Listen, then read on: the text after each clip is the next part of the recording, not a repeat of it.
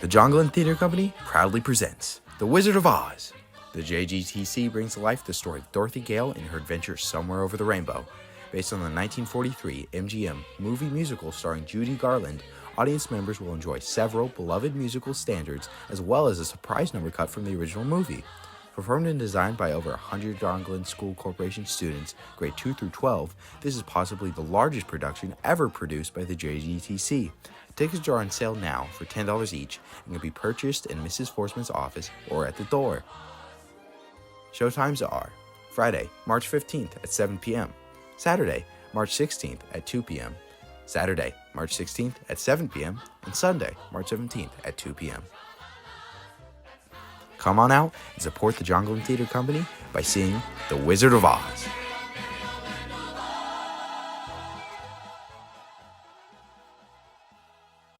Good morning, Falcons. I'm Hunter DuPont. I'm Brandon Benwell. This is a view from the Falcons Nest. Today is Wednesday, March 13th, 2024. You live on a farm, and it has been in the family for a couple of generations or more. You can nominate it for a special designation. Indiana Landmarks and Indiana Farm Bureau welcome nominations for the 2024 John Arnold Award for Rural Preservation. The award recognizes the preservation and continued agricultural use of historic farm buildings in Indiana. Since it was established in 1992, owners of more than 30 historic farms across the state have been nominated with this award.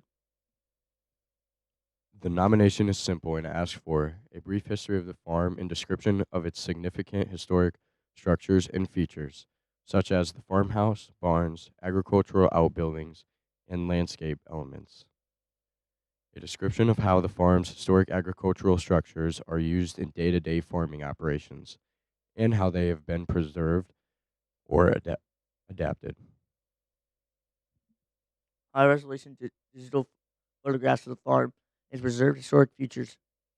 Historic images are also welcome.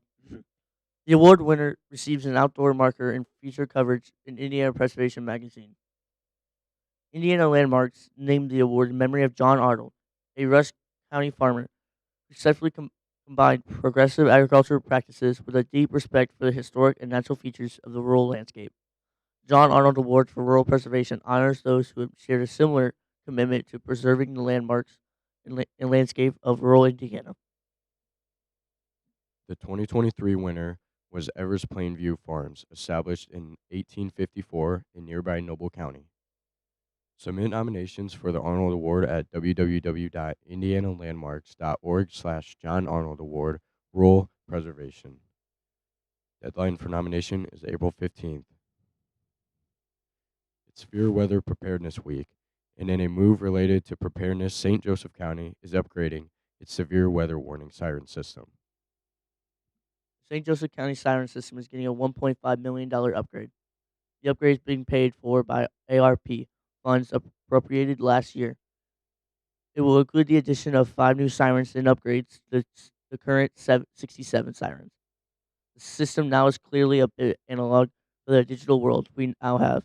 Currently, the sirens can only be sounded from 2 computers, one at the Emergency Management Office and another at the 911 Dispatch Center. The upgrade can expand the use of the siren system for other emergency situations.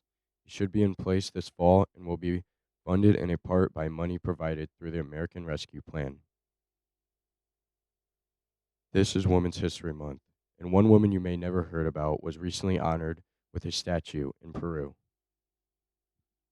In Peru, Indiana, you can see the new statue of Marie Stewart Edwards, dedicated this past August on Women's Equality Day. The bronze statue of Edward commemorates the legacy of one of Indiana's most notable suffragists.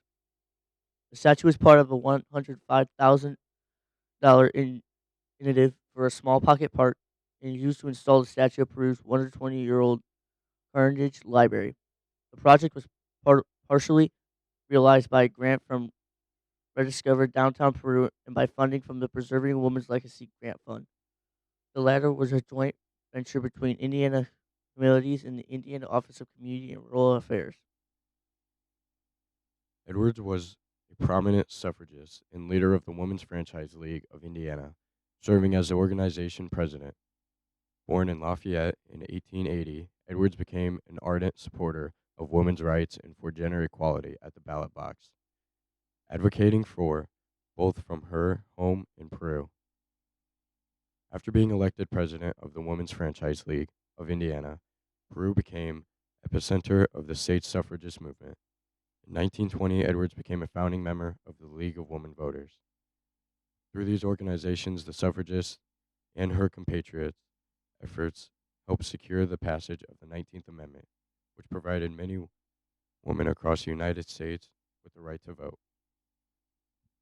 The reformer remained committed to social reform, sitting on the Peru Board of Education and Indiana State Board of Education.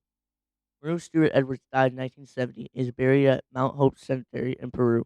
Statue is located outside of the front entrance of Peru's Carnegie Library, an easy walk from downtown square. Now the weather with Nick. Good morning, Falcons. So in your glam forecast out there right now, it is partly cloudy with a current temperature of 47, a real feel of 46, and a moderate air quality. Now moving on to your 3-day forecast, Wednesday is going to have a high of 70, low of 47, and partly sunny. Thursday is going to have a high of 65, low of 50, and raining. And then Friday is going to have a high of 52, low of 37, and partly sunny. That's all we have for weather. Now to main desk for sports. This week, the IHSAA offers a tip for Indiana high school athletes. Babe Ruth, the legendary home run hitter, once said that every strike brings me closer to a home run. In other words, he knew he was not going to hit a homer every time at bat, but he knew he would have another opportunity after that strike. In fact, the best hitters in the world are actually happy just to get a base hit 1 out of 3 times at bat. The same thing applies to all student athletes. Regardless of the sport you play, in football, not every possession results in a touchdown, or a first down for that matter. In basketball, you would be considered a good shooter who consistently make 1 out of 2 field goal attempts. In tennis, you will likely not win every game in the sets you play. No student athlete will play a game or match to perfection. It is not a reasonable goal, nor is it possible. So the next time you find yourself being critical of your play, give yourself a break. Remember that your goal is to give your best effort, and that could make the difference in the outcome of your game. Now back to lunch with Nick. So for your lunch today, we're going to be having fish nuggets or a grilled chicken with bacon sandwich with a mini cornbread loaf, baked beans, coleslaw, french fries, and applesauce. That's all we have time for today, Falcons. Have an amazing day.